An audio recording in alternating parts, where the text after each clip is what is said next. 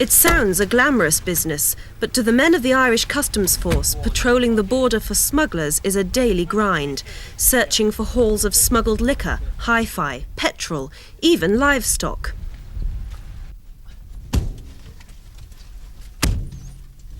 This is today's special patrol, scouring the southern edge of the border, hunting along the network of country roads, and combing the farmland and buildings for sign of smuggling.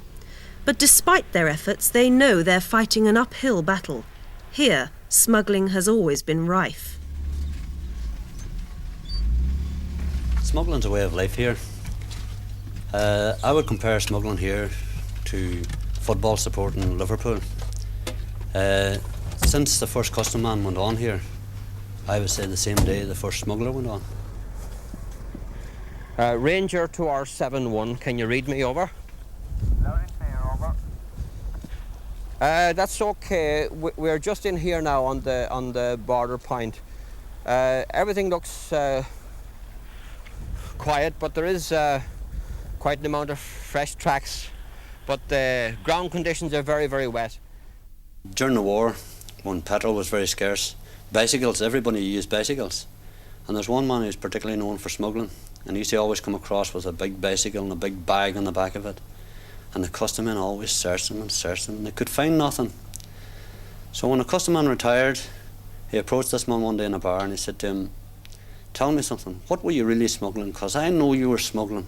Every day when you went across with that bicycle and the big bag in the back, you had something, we couldn't find it. What was it?" He said, "I was smuggling bicycles." It was as simple as that. And this is the latest smuggling commodity, petrol. The difference in price between northern petrol and southern petrol can be as much as 90 pence a gallon. Not surprisingly, this garage, which straddles the border but stands officially in Northern Ireland, is very popular among drivers travelling south. And the owners recognise the southern trade. As well as charging in British pounds, they have one pump that reads Southern Irish punts. In fact, demand is so high, they're having to buy another pump. But the forecourt of this garage across the border in the south is desperately empty.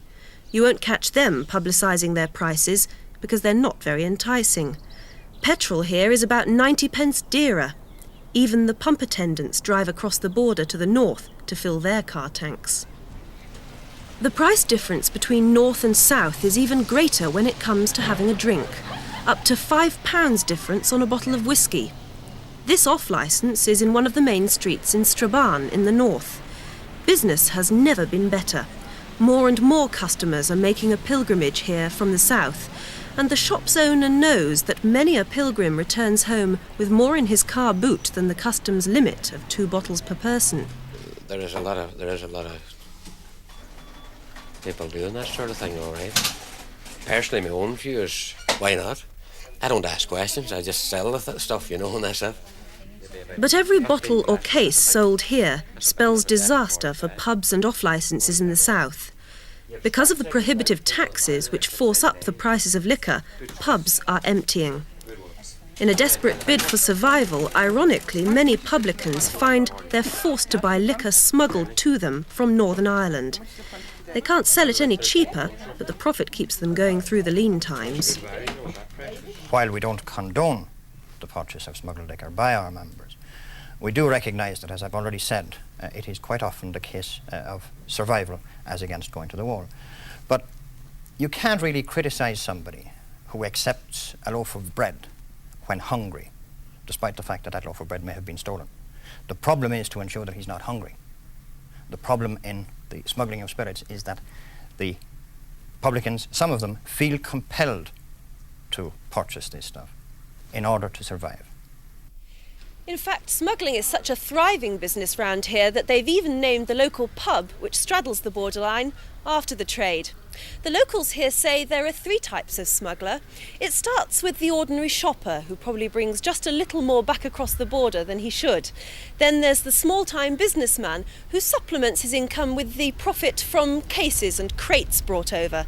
And then there's the much more sophisticated and well-organised syndicate, or family as they're known, and they pay other people to take the risks and make the runs for them.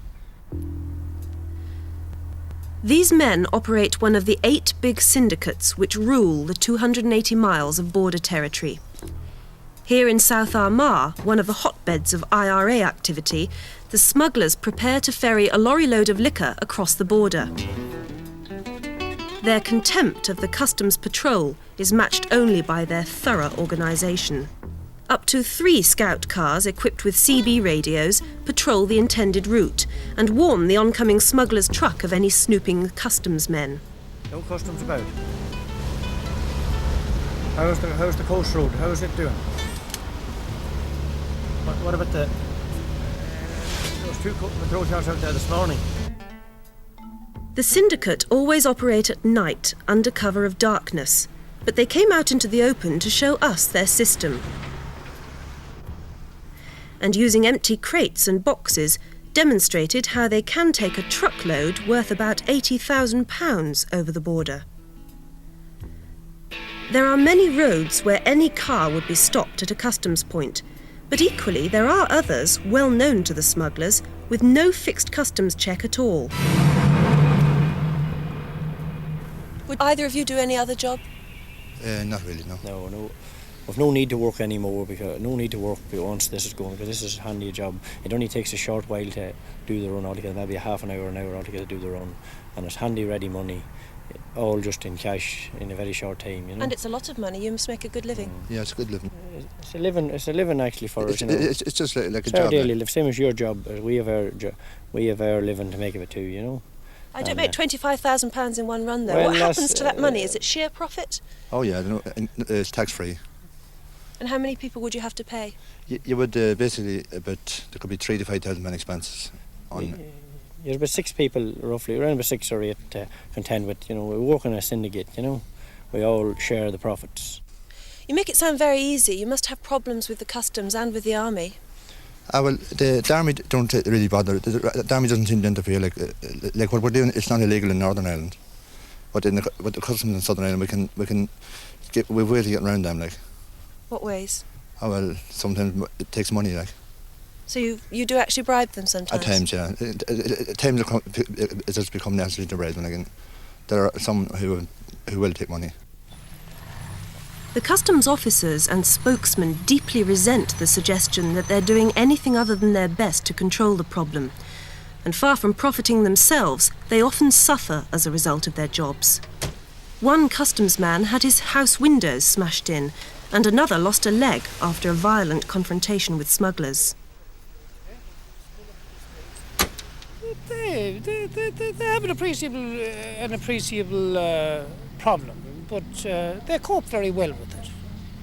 They're very conscientious and hard-working men, and they do a good job.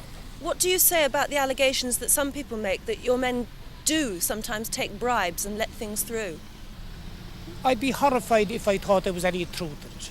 In 34 years of association with customs, I have never experienced one occasion when a bribe has been accepted by a customs officer. But the smugglers don't have it all their own way. These are just a few of the vehicles impounded by Irish customs in the last few months at just one customs station. They range from small private cars to much bigger vans and lorries, specially equipped with secret compartments. This van for sheep or pigs was being chased along an unapproved road by the customs men. When they stopped it and demanded to look inside, they naturally thought there would be contraband in this compartment, but it was empty.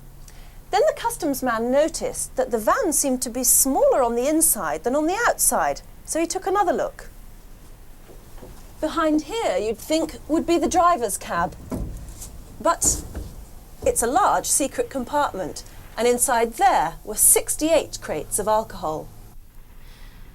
But despite these successes and the official confidence, the men on the ground and their trade unions do not share the optimistic view that they're winning the smuggling war. The official line when you ask official customs authorities is that it's a problem, yes, smuggling, but they're completely in control.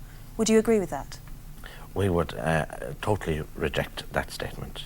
They are not in control, and unless resources are put into the field and put in very fast, we will lose whatever little control we have at the moment. The smugglers, both those we filmed and others whom we spoke to secretly, don't consider their activities a crime, or rather they see the levels of taxation in Southern Ireland a greater one.